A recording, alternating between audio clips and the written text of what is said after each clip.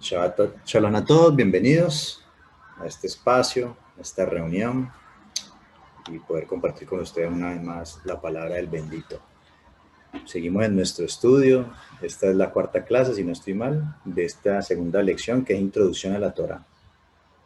Veníamos viendo hace 8 días, estamos por aquí, vimos la semana pasada que los calificativos que se le da en el Tanaj, en la Biblia hebrea, que algunos llaman Antiguo Testamento, bueno, que es un error, pero que es lo que estamos viendo aquí, y es que calificativos a la Torah es que es camino, verdad y vida. Si bien, bueno, apareció el Mesías de Israel y se dio esos mismos calificativos, porque como ya hemos visto en clases anteriores, él es la Torah viviente. Eso lo vimos la semana pasada y me salté esta diapositiva me la salté la semana pasada, quiero retomar de ahí.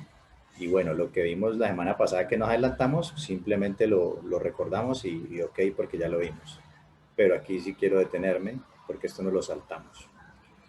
Otra de las funciones y propósitos de la Torah, o uno de los propósitos que el Creador tenía con la Torah, era ponerla o escribirla en nuestro corazón. Muchas veces nosotros pensábamos o se nos había enseñado que es que no. Anteriormente fue escrita en piedra y que ahora Él la pone en nuestro corazón, pero el propósito de Él, y recordemos que la Torah fue escrita no solamente en tablas de piedra, que era como el testimonio de que Dios las había dado, sino que también, como vimos la semana pasada, que ahí fue donde nos adelantamos, fueron escritas en un sefer, en un libro. Libro en hebreo es sefer, fue escrita en un libro por Moisés, que escribió todas las leyes. Y el propósito siempre desde un comienzo fue ponerla o escribirla en nuestro corazón. Vamos a mirar unos pasajes como Deuteronomio 6, del 1 al 9, donde nos va a corroborar esto que estoy diciendo. Dice, estos pues son los mandamientos, estatutos y decretos, como una constitución, ¿no? Que Adonai vuestro Dios, vuestro Elohim, mandó que os enseñase, para que los pongáis por obra en la tierra la cual pasáis vosotros para tomarla, para que temas a Adonai vuestro Elohim. Ya sabemos que ese temer no es necesariamente sentir miedo, sino esa reverencia por lo que Él es, ¿no? Guardando todos sus estatutos y mandamientos que yo te mando, tú, tu hijo y el hijo de tu hijo, todos los días de tu vida, para que tus días sean prolongados. Oye pues, oh Israel, cuida de ponerlos por obra, para que te vaya bien en la tierra, que fluye leche y miel, y os multipliquéis, como te ha dicho Adonai vuestro Dios a tus padres. O sea, mire que el propósito era que siempre ponerlos por obra, porque cuando los pongo por obra es que me va a ir bien. Si no los pongo por obra, pues no. Oye Israel, Adonai nuestro Elohim, Adonai uno es. Adonai es uno. No dos, ni tres, ni cuatro, ni 10, no. Adonai es uno. Dice, llamarás a Adonai tu Elohim, o tu Dios, de todo tu corazón y de toda tu alma y de todas tus fuerzas. Ya les había hablado, creo que en algún momento, que estas fuerzas se refiere a fuerzas económicas, con todos tus recursos, con todo lo que siento, pienso y lo que tengo. Dice, y estas palabras que yo te mando hoy, o sea, no solamente esto, sino todo lo que está ordenando acá, toda la Torah, estas palabras que yo te mando hoy estarán sobre, ¿dónde estarán? Sobre tu corazón. Dice, y las repetirás a tus hijos y hablarás de ellas estando en tu casa y andando por el camino y al acostarte y cuando te levantes, y las atarás como una señal en tu mano y estarán como frontales entre tus ojos y las escribirás en los postes de tu casa y en tus puertas. Mira que el propósito era que hablar y enseñar esa palabra a los hijos en todo momento, ¿sí? Estando en la casa, andando por el camino, al acostarte, al levantarte. La palabra, esa palabra corazón en hebreo es la palabra lep. Y lep en el entendimiento hebreo no solamente no tiene la connotación del corazón físico, sino que ahí es donde vienen los pensamientos. Es decir, esa palabra debía estar constantemente en la cabeza de nosotros y transmitirlo de la misma manera a nuestros hijos. Por eso dice que debe estar en el corazón, en los pensamientos. Debe estar ahí, ese era el propósito. Que pasara de ser escrita de un libro, de unas tablas de piedra, a que quedara grabada en nuestro corazón. ¿Para qué? Para que cuando dependiendo de las diferentes circunstancias, supiéramos cómo actuar en la vida. Esa es la idea, esa es la idea que esté escrita en el corazón. Ese era uno de los propósitos que tenía el bendito. Miremos otro pasaje, Proverbios 7, del 1 al 3. Hijo mío, guarda mis razones y atesora contigo mis mandamientos. Guarda mis mandamientos y vivirás. Y mi Torá como la niña de tus ojos. Lígalos a tus dedos, escríbelos en la tabla de tu corazón. ¿Sí? Mire que muchas veces nosotros lo que le estaba diciendo, la tradición nos ha dicho que no, que es que ahorita la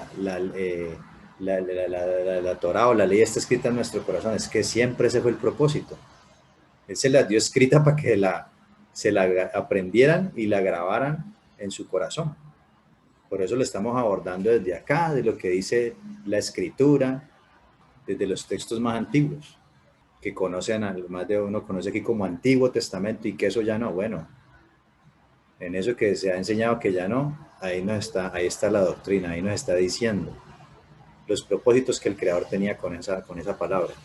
Hasta ahora yo no he leído ningún mal propósito con esa Torá. Y vamos a leer el Salmo 37, 31. Dice, la Torá de su Elohim, de su Dios, está en su corazón, por tanto sus pies no resbalarán. ¿Qué es lo que va a evitar que yo resbale? O que mis pies resbalen en el camino. Que la Torá del Creador está en mi corazón.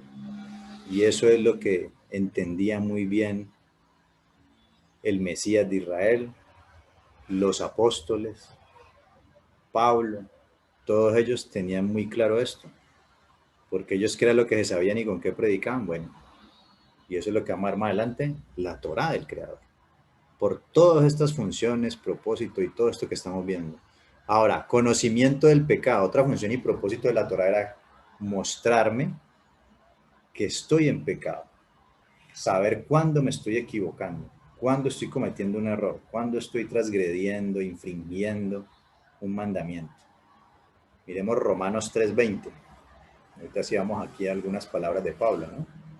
Romanos 3:20 nos dice, ya que por las obras de la ley ningún ser humano será justificado delante de él, porque por medio de la ley es el conocimiento del pecado. Por medio de la ley es el conocimiento del pecado. O sea, nosotros, ¿por qué se guarda la Torá? Por obediencia, no para ser justificados, ya fuimos justificados por el Mashiach. Pero por medio de la ley es el conocimiento del pecado. O sea que aquí esto que estamos hablando es delicado. ¿Por qué? Hace 8 días, bueno, no sé si eso quedó en la grabación, con la intervención que hizo uno de los compañeros, Mauricio, pero la Torá es la que me muestra el pecado. Y vamos a mirarlo acá, vamos a complementarlo con otros pasajes. O sea, la Torá es la que me muestra el pecado. Romanos 7, del 7 y 12. Versículo 7 dice, ¿qué diremos pues? ¿La Torá es pecado? En ninguna manera. ¿Sí? Porque algunos dicen que no, que ya no es por la ley, entonces si yo guardo la ley estoy en maldición, estoy en pecado, no sé cómo es que lo ven. Pero ¿qué dice aquí Pablo? En ninguna manera. Pero yo no conocí el pecado sino por la ley. Porque tampoco conociera que la codicia, no conociera la codicia, si la ley no dijera, no codiciarás. O sea, yo sé que no hay que matar porque lo dice la Torá. Yo sé que no hay que robar porque lo dice la Torá. Yo sé que no hay que codiciar porque lo dice la Torá. Yo sé que no hay que cometer adulterio porque lo dice la Torá. Si la Torá no lo dijera, no sabríamos que eso es pecado.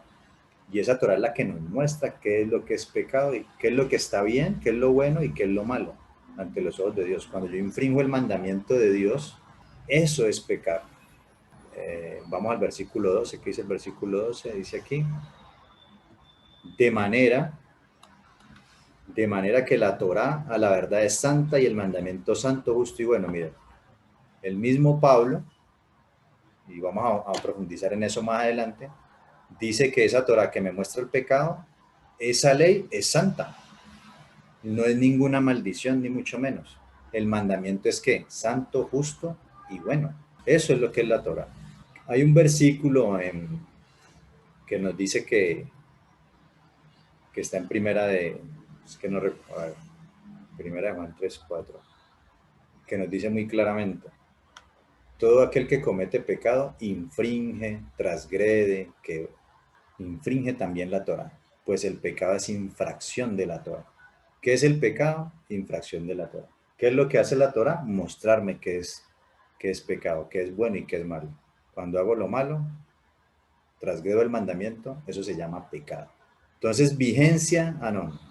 Yo no puedo, una de las funciones y los propósitos de la Torá es mostrarme qué está bueno y qué está malo, qué es pecado y qué no es pecado, qué está bien y qué está mal. Dice aquí el versículo, bueno, aquí lo tenemos, todo aquel que comete pecado infringe también la ley, y el pecado es infracción de la ley. Esa es una función y propósito de la Torá, mostrarme lo bueno y lo malo. Y si no hago lo bueno, eso se llama pecado. ¿Qué es lo que está pasando con la gente? En la cristiandad y en las religiones tradicionales, que la gente ha desechado la Torá del Creador. Y al yo desechar la Torá del Creador, no voy a saber distinguir qué es bueno y qué es malo. No voy a tener ese discernimiento, no voy a saber qué es pecado y qué está bien, sino que voy a empezar a especular. Voy a empezar a especular de acuerdo a lo que a la comunidad a la que estoy asistiendo le parezca que es bueno y que es malo. De ahí es donde yo les digo, empiezan a escoger en algunas comunidades, empiezan a escoger mandamientos de la Torá. Estos sí están vigentes, estos no están vigentes, estos sí, estos no, y vas a una comunidad y en estos esto te dicen una cosa y vas a otra comunidad y te dicen otra. Eso sí, la Torá no hay que guardarla, eso es para los judíos, pero al parecer cosas que nos parece a nosotros es así. Y ahí es donde siempre les hablo, el famoso diezmo, que es un mandamiento de la Torá, y si decimos que la Torá está abolida, ¿por qué el diezmo sí?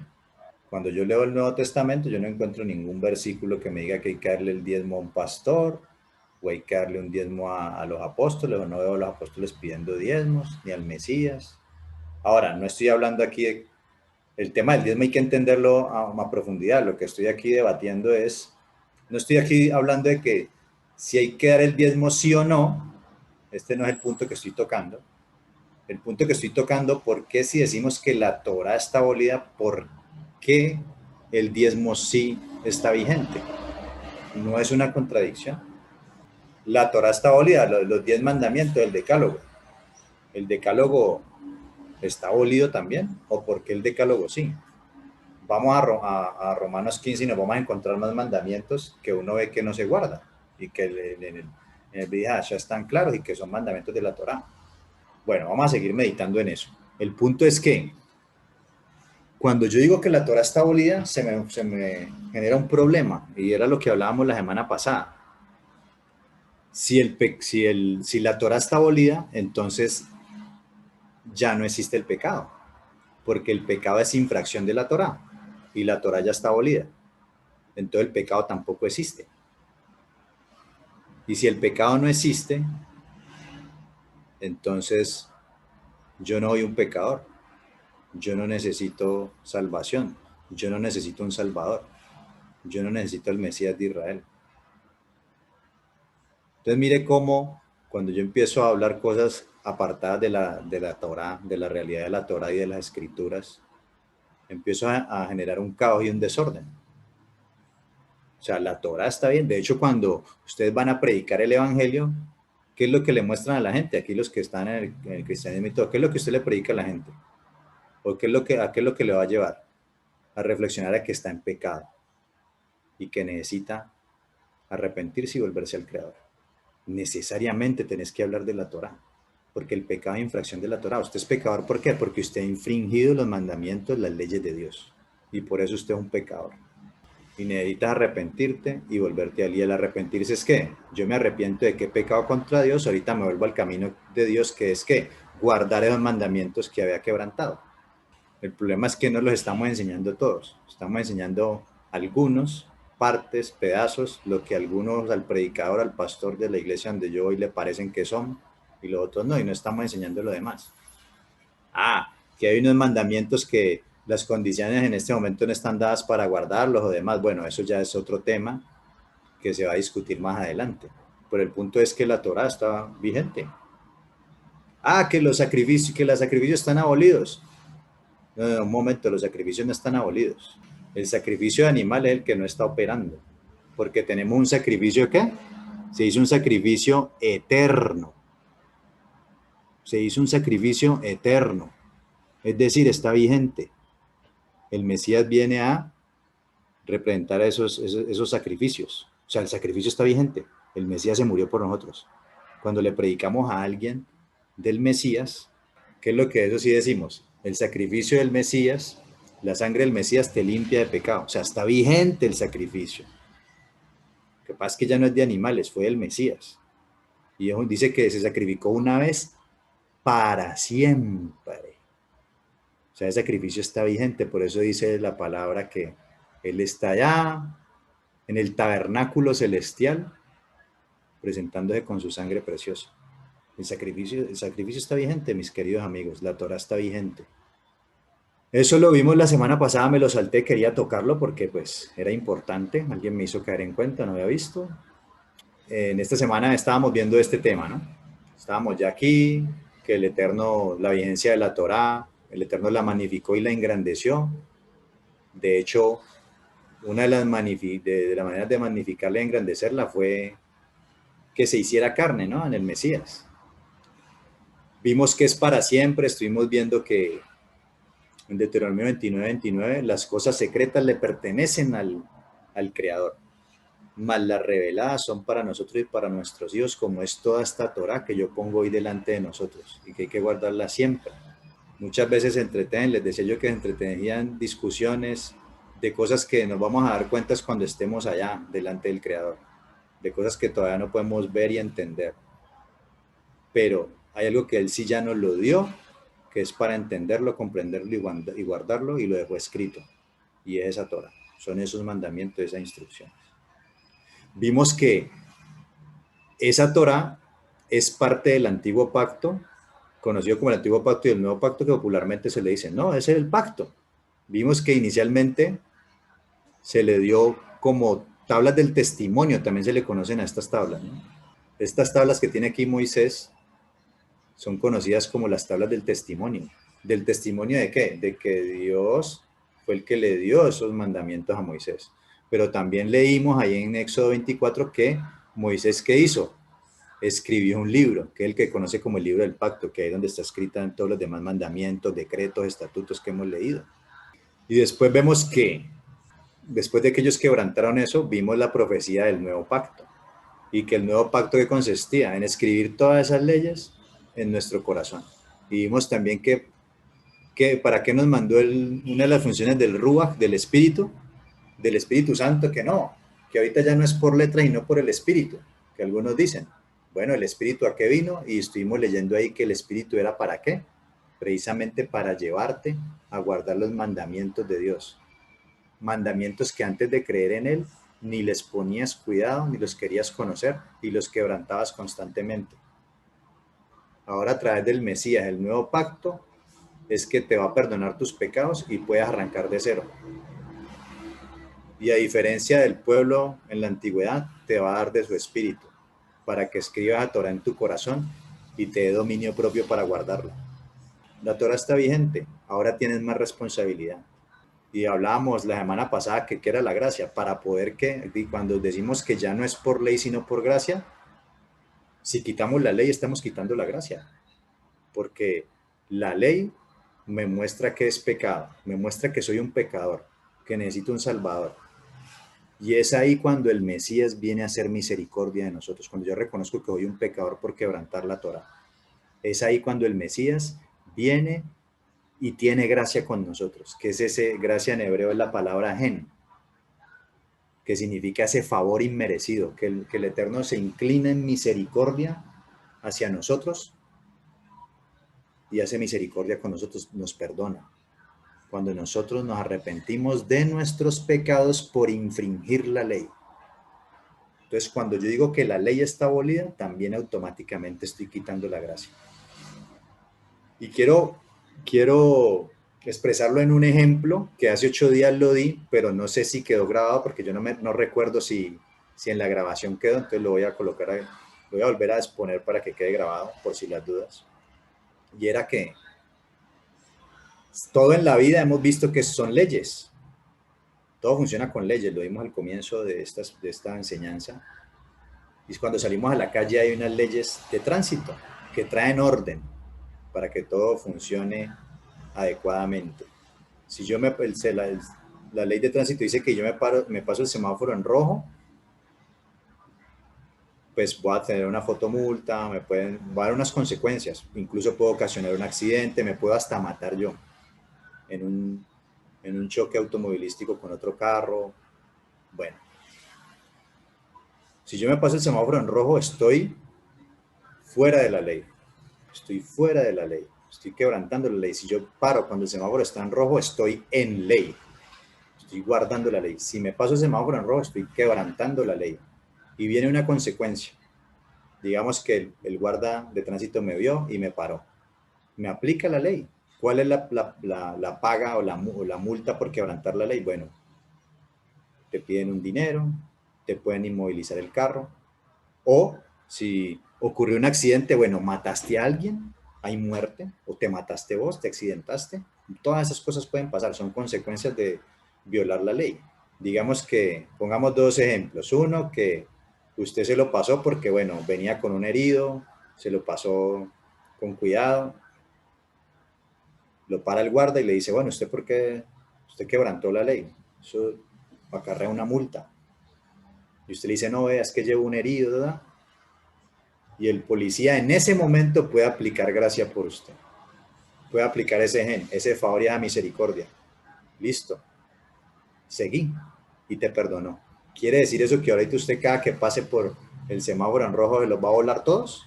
¿Y no le va a pasar nada? ¿No van a haber consecuencias? No, no quiere decir eso. O tal vez usted lo pasó en rojo y lo multaron. Y luego por allá alguien vino y le pagó la multa. Cuando usted fue a pagar la multa, le dijeron, no, ya se la pagaron. Alguien vino y se la pagó. Gratis, ¿no? Gracias, gratis. No te costó nada. No tuviste que pagar nada. Alguien pagó por ti. Sí hay un precio. El hecho de que sea gratis no quiere decir de que alguien no pagó. Una persona pagó por ti. Bueno, ese es el Mesías. Tú te pasabas todos los semáforos en rojo, te pasabas todas las señales de tránsito, tenías miles de multas ahí en el récord, y llegó el Mesías y las pagó por ti. Quiere decir eso que yo ahorita puedo seguir quebrantando todas las normas de tránsito y demás, ya trayéndolo aquí al plano de la Torá. El Mesías vino y pagó esa multa, que era la paga del pecado, es la muerte, y él la pagó por ti, se hizo pecado por ti, cargó todos tus pecados, murió, y quiere decir eso que ahorita usted puede salir y hacer lo que usted quiera, y como si nada, porque ahorita tengo la gracia del Creador. No, ahora con mayor razón, por amor, por lo que el Mesías hizo por mí, ahorita por amor, todas esas normas de tránsito, todas esas leyes de Dios que antes ignoraba, ahorita quiero conocerlas para no quebrantarlas, para hacer lo que a Él le agrada, para andar en la ley, para andar como Dios quiere que camine, ordenadito, para que no siembre yo el caos. Porque como vimos, cuando yo no guardo la Torá y los mandamientos del Creador, que hay caos, desorden, muerte. El Mesías lo que hizo fue perdonarnos nuestras multas, que quedaran en cero y yo pudiera volver a empezar de cero, pero ahora ya haciendo las cosas como Él quiere que las hagamos, ordenadamente, ya no seguir pecando por ignorancia, sino hacer las cosas con conocimiento, conocer la palabra. Y esa es una de las señales, conocer la palabra del Creador, para no quebrantarla, como oraba David. Permíteme atesorar tus dichos para no pecar contra ti. Y eso es lo que debemos estudiar. Por eso aquí está, repita y repita, diciéndonos estas cosas. Vamos a corroborar ahorita esto que estuvimos estudiando de Éxodo 24 y Jeremías 31-36.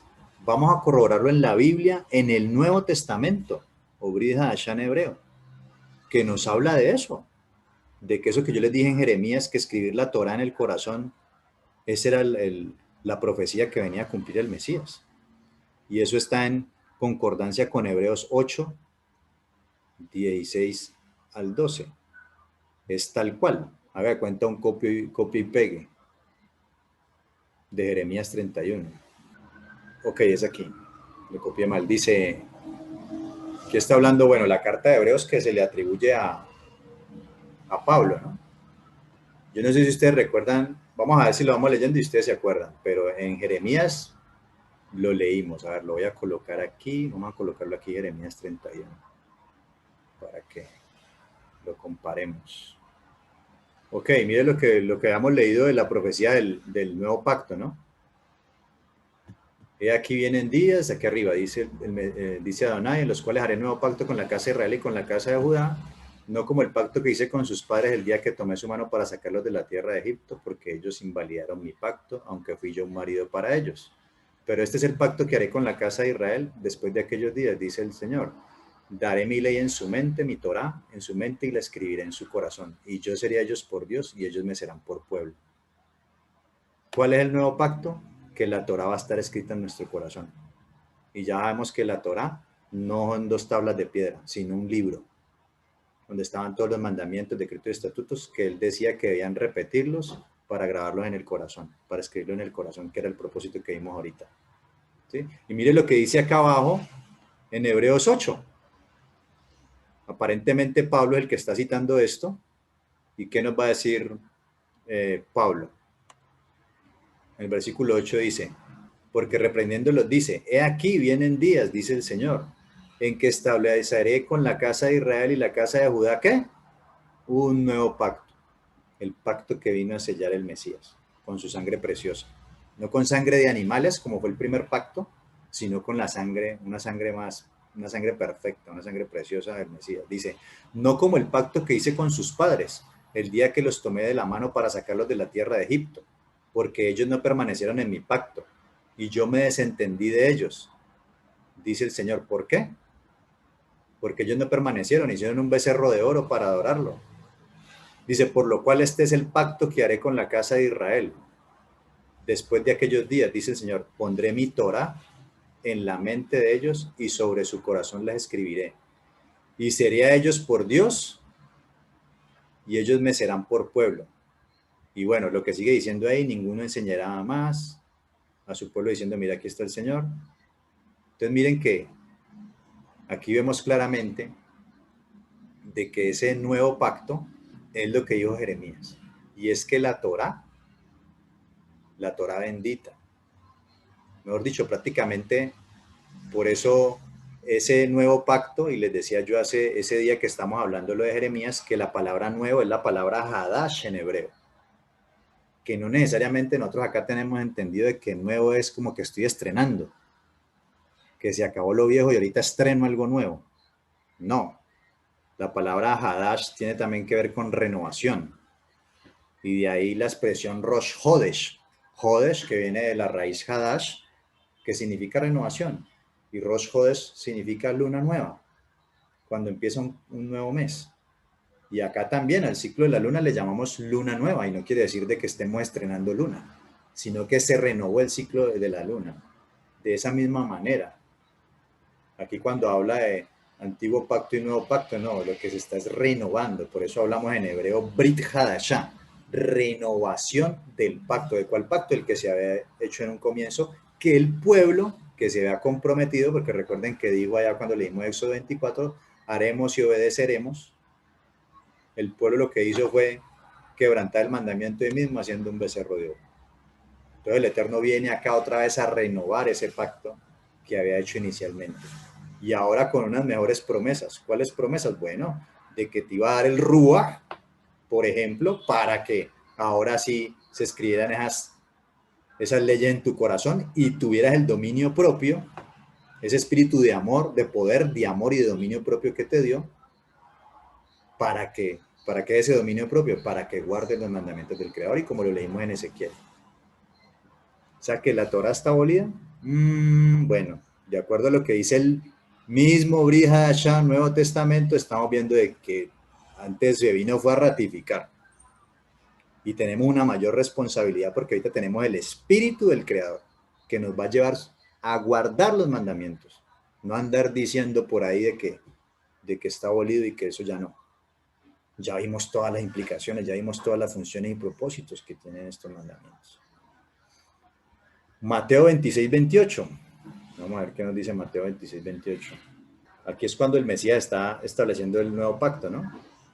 Cuando dice, y mientras comían, tomó Yeshua, Jesús, el pan, y lo bendijo y lo partió y dijo a sus discípulos, y dijo, tomad, comed, este es mi cuerpo, y tomando la copa, habiendo dado gracias, les dio diciendo, bebed de ella todos. ¿Por qué qué? Porque esto es mi sangre del Brit Hadashah, del nuevo pacto que por mucho es derramada para remisión de los pecados. La sangre del pacto para empezar 0 kilómetros, como estábamos hablando. Te perdona tus pecados, te limpia de pecado, empezar de cero. ¿Y el nuevo pacto en qué consiste? Que el creador del universo va a ser mi Dios y que esa Torá se va a escribir en mi corazón. Ese es el nuevo pacto. No sé ustedes qué pensaban que era el nuevo pacto, pero aquí lo estamos leyendo en la Biblia, que el nuevo pacto es que la Torá va a estar escrita en nuestro corazón y que el creador del universo va a ser nuestro Elohim, nuestro Dios. En eso consiste el nuevo pacto. Entonces, cuando decimos que la Torá está abolida, estamos en una contradicción total. O sea, no sabemos ni siquiera lo que estamos diciendo. Porque el nuevo pacto precisamente no es abolir la ley, es escribir la ley en el corazón. Eso es el nuevo pacto. Y eso fue lo que vino a ratificar el Mesías, a renovar, no a quitar. ¿Qué se encontraba haciendo el pueblo? Quebrantando mandamientos. Muchos de ellos, aplicándolos mal, tergiversados. Él vino a renovar el pacto. Sigamos acá. Efesios 2, del 11 al 14 al 19. Ok. Bueno, aquí nos vamos a encontrar algo interesante. Nos vamos a meter también en un tema que más adelante pues profundizaremos. Pero ya estamos viendo y todo está quedando claro. Aquí vamos a encontrarnos de pronto con una frase que muchos utilizan para decir lo contrario, ¿no? Pero miren lo que dice. Por tanto, cuando leímos el tema del pacto, vimos que el pacto era ¿con quién? Con la casa de Israel y la casa de Judá, ¿no? Dice, por tanto, acordaos de que en otro tiempo vosotros, los gentiles, o sea, naciones fuera del pacto, en cuanto a la carne, erais llamados incircuncisión por la llamada circuncisión hecha con mano en la carne. En aquel tiempo estábamos sin el Mesías, ¿sí? Alejados de la ciudadanía de Israel, miren. Cuando nosotros no creíamos en Dios, ¿qué éramos? Estábamos sin el Mesías, y esto aquí hay que tenerlo en cuenta, alejados de la ciudadanía de Israel y ajenos a los pactos de la promesa. Recuerden que hubo varios pactos, ¿no? Pacto con Abraham, el pacto mosaico de la Torá, el pacto con David, hubieron muchos pactos. Y ningún pacto de esos abolió el que estaba anteriormente. Incluso hubo un pacto con Noé, con el arco iris, con la humanidad, y un pacto nunca, en el entendimiento hebreo, un nuevo pacto nunca venía a reemplazar o a quitar y a poner otra cosa nueva, no. Todo eso hacía parte del proceso de revelación del Creador. Dice, estaban sin la ciudadanía de Israel, ajenos a los pactos de las promesas, sin esperanza y sin Dios en el mundo. Eso es un gentil, alguien que no tiene al Mesías, que está alejado de la ciudadanía de Israel, que está ajeno a los pactos, sin esperanza y sin en el mundo. Cuando nosotros decimos que somos gentiles, ¿qué estamos diciendo? Que estamos sin Mesías, que no somos ciudadanos de Israel, que no estamos en los pactos y que no tenemos a Dios. Eso es un gentil, de acuerdo, de acuerdo a la Biblia, no lo que a usted o a mí me parezca, eso es lo que está mostrándonos la Biblia, que eso es un gentil. ¿Y qué es lo que dice? Pero ahora en el Mesías Yeshua, Cristo Jesús, como ustedes lo han conocido, ahora en el Mesías Yeshua, vosotros que en otros tiempos estábamos lejos, ¿de qué estábamos lejos? De la ciudadanía de Israel, vean. Ustedes que en otro tiempo estaban lejos.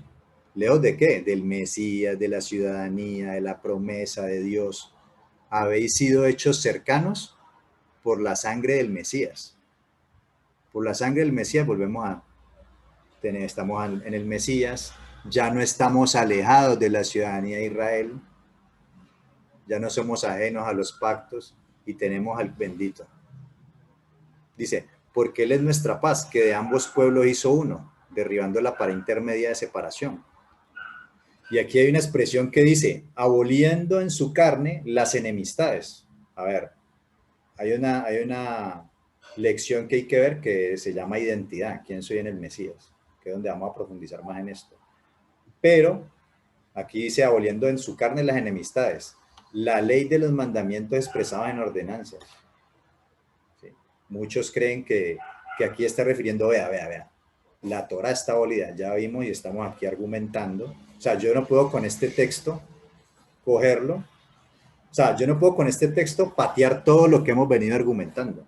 No tiene ni pie ni cabeza, es una contradicción total. Esta expresión de la ley de los mandamientos expresados en ordenanzas, cuando uno estudia un poco de judaísmo, entiende que es una expresión que hace referencia a las halajá, a leyes orales. Y no necesariamente a todas, pero sí a aquellas que ponían enemistad entre los dos pueblos. Había unas leyes que habían establecido orales, que han establecido algunos rabinos, para que los judíos ni siquiera le dieran la mano a un gentil. O sea, había una enemistad total y digamos, fundamentado en razones válidas, habían establecido estos mandamientos, pero las habían llevado al extremo. Y aquí el Eterno, ¿qué le estaba mostrando en la revelación del Mashiach? Bueno, que la misericordia y la bondad era para todo el mundo y que los gentiles también, si se arrepentían y buscaban al Creador, iban a poder formar parte del pueblo, iban a ser acercados. Y se iba a derribar esa pared de enemistad entre los gentiles y los israelitas, porque los gentiles ya no iban a estar alejados de la ciudadanía de Israel, sino que ahorita iban a formar parte del pueblo. Dice, la ley de los mandamientos pues son ordenanzas para crear en sí mismo de los dos un solo y nuevo hombre haciendo la paz. Dice, y mediante la cruz reconciliar con Dios a ambos en un solo cuerpo. O sea, iba a formar uno, matando en ella las enemistades. Dice, y vino y anunció las buenas nuevas de paz a vosotros que estabais lejos, o sea, a los gentiles, y a los que estaban cerca. Porque por medio de él, los unos y los otros tenemos entrada por un mismo espíritu al Padre. Y mire lo que dice aquí. Así que ya no sois extranjeros ni advenedizos, sino que ciudadanos de los santos, miembros de la familia de Dios. O sea, ya estábamos alejados de la ciudadanía de Israel y ahorita ya somos ¿qué? Ciudadanos, tenemos ciudadanía. Es decir, que cuando creemos en el Mesías, ¿en qué nos convertimos? ¿En católicos? Yo les pregunto, ¿el Mesías era católico o era judío? Era el pueblo de Israel. Pablo y los apóstoles, ¿qué eran? ¿Católicos? ¿Eran cristianos? Si eran cristianos protestantes, ¿eran qué? ¿Luteranos? ¿Asambleas de Dios? ¿Testigos de Jehová? ¿Mormones? ¿Qué eran? No eran nada de eso porque eso no existía en esa época. El catolicismo se formó en el siglo IV, después del Mesías. Y el protestantismo surgió en el siglo XVI, XVII, XVI, después del Mesías. El Mesías no era nada de eso. Y los gentiles cuando estaban convirtiendo, no estaban convirtiendo en católicos, ni protestantes, no. ¿Qué le estaba dando? La ciudadanía que no tenían acá, esta ciudadanía, la de Israel. Es decir, que cuando yo creo en el Mesías, no me convertí en católico, ni en protestante, me convertí en un ciudadano de los santos. Ya no soy un extranjero, ya soy un israelita, soy parte del pueblo. Así como allá, cuando fueron liberados de Egipto, salieron algunos extranjeros y entraron a formar parte del pueblo. Bueno, aquí me extendí en esto, pero el punto aquí era de que esa Torah está vigente y que usted cuando cree en el Mesías tiene la ciudadanía de Israel. Y si usted es de los que dice que la Torah es para los judíos, está diciendo que la Torah es para Israel. Bueno, déjeme decirle que usted cree en el Mesías, usted es Israel. Usted ya no es un gentil, porque un gentil es aquel que está fuera de los pactos de la ciudadanía de Israel, sin el Mesías y sin esperanza y fuera de los pactos. Pero si usted creyó en el Mesías, ahora está en los pactos, está con el Mesías, tiene ciudadanía israelita. La Torah es para ti. mi querido y mi querida amiga, porque tú eres el pueblo santo, que se ríe por la constitución del reino del Creador. Y esa constitución es la Torá. Está vigente, no está abolida. Israel sigue existiendo, Israel eres tú, Israel soy yo. Israel somos los que creemos en Mashiach y creemos en el Elohim de Israel. Ese es el pueblo Kadosh que escogió de un comienzo. Vamos a 2 Corintios 3 del 1 al 7. Comenzamos otra vez a recomendarnos a nosotros mismos. Hace una pregunta ahí retórica. Pablo, Shaul. ¿O tenemos necesidad, como algunos, de cartas de recomendación para vosotros o de recomendación de vosotros? Nuestras cartas sois vosotros, escritas en nuestros corazones, conocidas y leídas por todos los hombres, siendo manifiesto que sois cartas del Mesías, expedida por nosotros, escrita no con tinta, sino con el Espíritu del Dios vivo, no en tablas de piedra, sino en tablas de carne del corazón. Vamos a ver más adelante que lo que los apóstoles enseñaban del Mesías, y lo que enseñaban era enseñar la Torá a los gentiles, que venían y se arrepentían, se convertían al verdadero Dios, y ahora ¿qué debían aprender? Los mandamientos de Dios que ignoraban y por eso pecaban. Dice, y tal confianza tenemos mediante el Mesías para con Dios. No que seamos competentes por nosotros mismos para pensar algo como de nosotros mismos, sino que nuestra competencia proviene de Dios, el cual asimismo nos hizo ministros competentes ¿de qué? Ministros de un nuevo pacto. No de la letra, sino del Espíritu. ¿Sí? No una letra muerta escrita en tablas de piedra, sino que el Espíritu vivo viene a nosotros a escribirnos en nuestro corazón.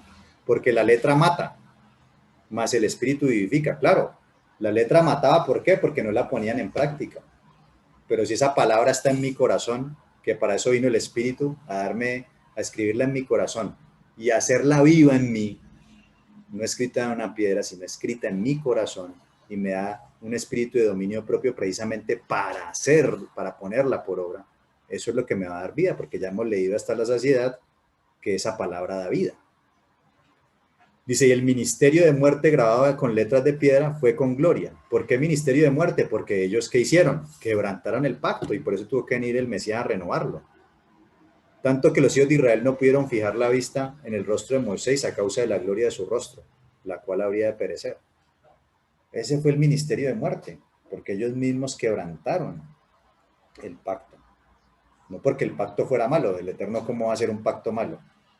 Él no va a hacer eso, los malos somos nosotros.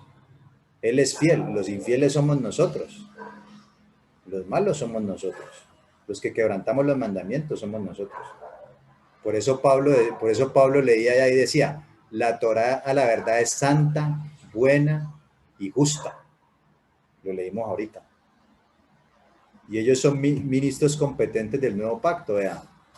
Con el Mesías hay perdón, arrepiéntanse de sus pecados y vengan a guardar la Torá.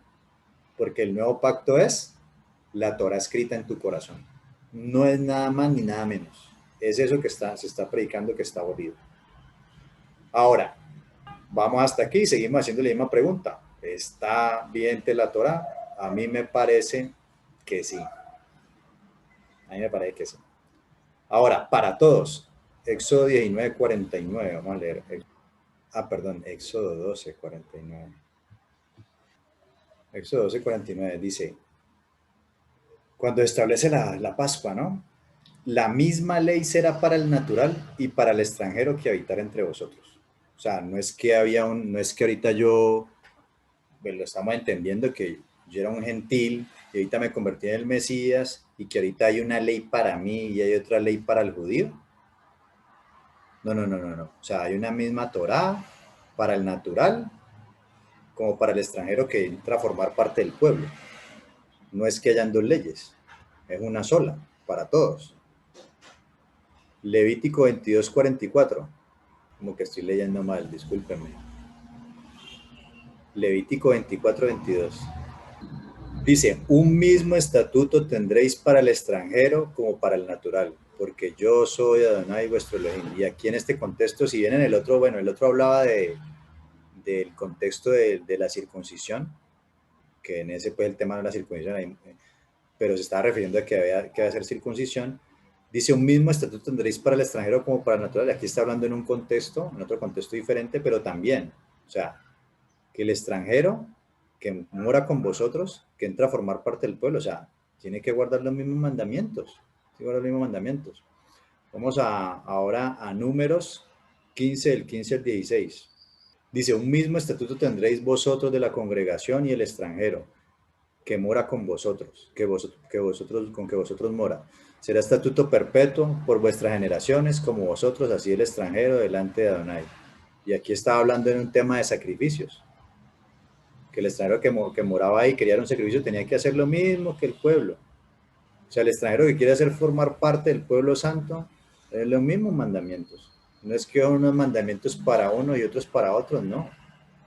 Es como si usted me dijera que usted está aplicando a la ciudadanía de Estados Unidos y que entonces ahorita usted le dieron la ciudadanía y usted tiene una ley más light y que todo el peso de la ley recae sobre los ciudadanos originales. No, usted tiene que someterse a las mismas leyes que los demás. Precisamente se hace ciudadano, ya es como uno de ellos. Tiene los mismos derechos y los mismos deberes. Nosotros tenemos una ciudadanía colombiana y aquí ustedes acaban de dar cuenta que tenemos una ciudadanía de Israel, una ciudadanía celestial, donde esa constitución es la Torá que él le entregó. Es decir, nosotros debemos de guardar dos constituciones, la colombiana y la del reino de Dios, porque hablamos de un reino, ¿no? Claro, un rey tiene los reinos tienen orden, tienen leyes. Bueno, esas leyes es la Torá que el Eterno dio.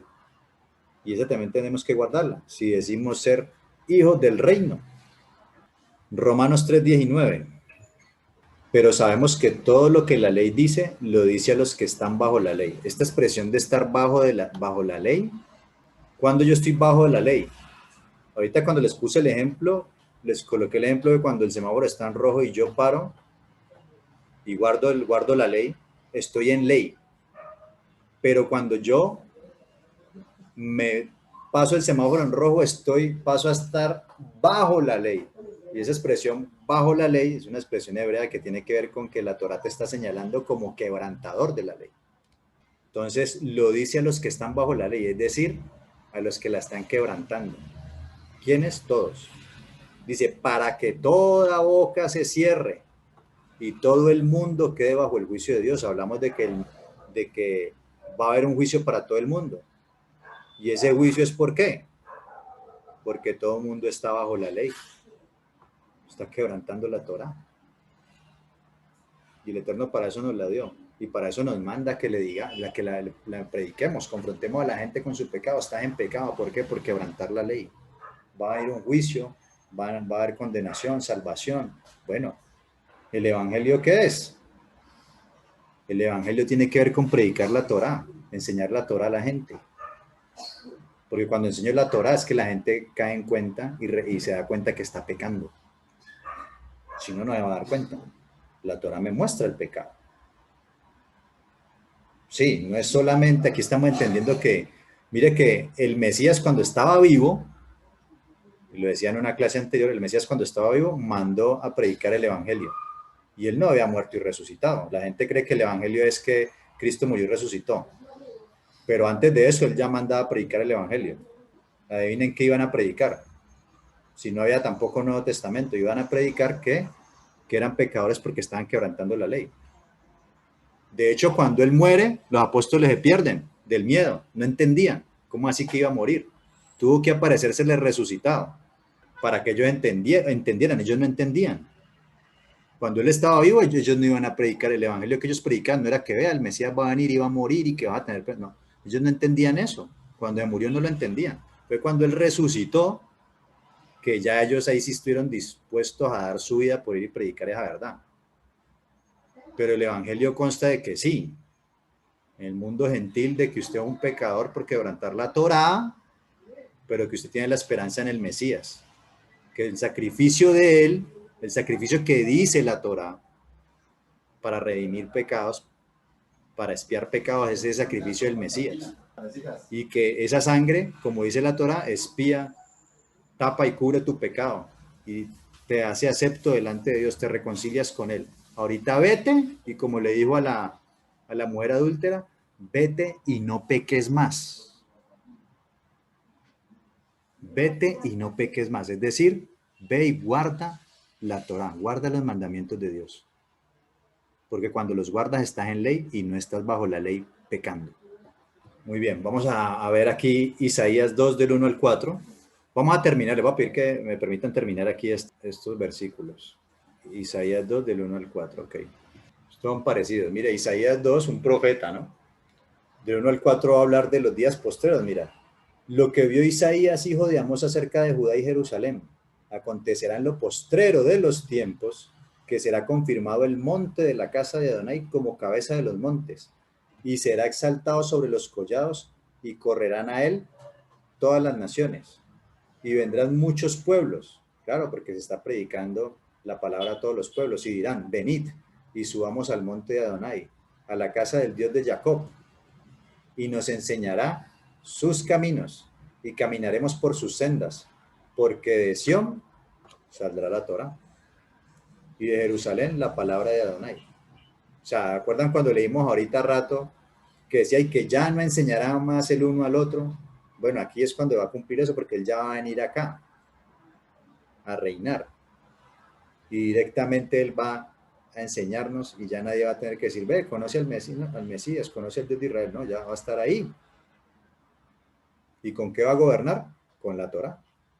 Con la Torá que nosotros empezamos a conocer desde ahora y empezamos a guardar. Cuando venga el Mesías, nosotros ya estamos acostumbrados a guardar la Torá, ya la conocemos, no es cosa extraña.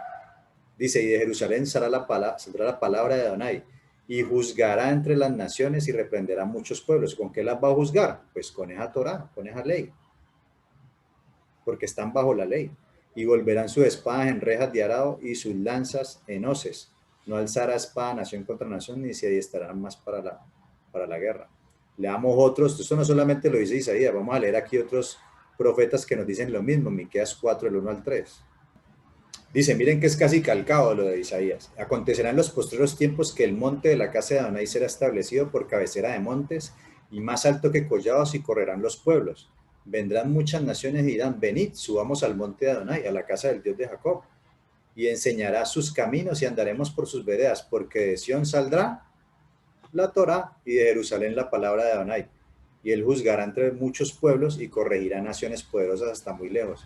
Y martillarán sus espadas y asadones y sus lanzas para hoces. No alzará espada nación contra nación. Mira que es lo mismo que dijo Isaías. Lo dice Miqueas. Y ahorita vamos a Zacarías. Y este sí los va a sacudir un poco. Vamos a Zacarías 14, el 16 al 19. Se los va a confrontar con el sistema religioso. Aquí está hablando en un contexto, ¿sí?, de la llegada del día del Señor, cuando venga a reinar el Mesías en su segunda venida, y que va a ser uno con Elohim. Van a ser Ejad. Y en ese contexto, mire lo que dicen. Va a haber una guerra, ¿no? Se van a levantar contra el Creador y todo. Los impíos, dice. Y todos los que sobrevivieren de las naciones que vinieron contra Jerusalén subirán de año en año para adorar al Rey, el Mesías en su segunda venida. A Adonai de los ejércitos. ¿Y a celebrar qué? La fiesta de los tabernáculos.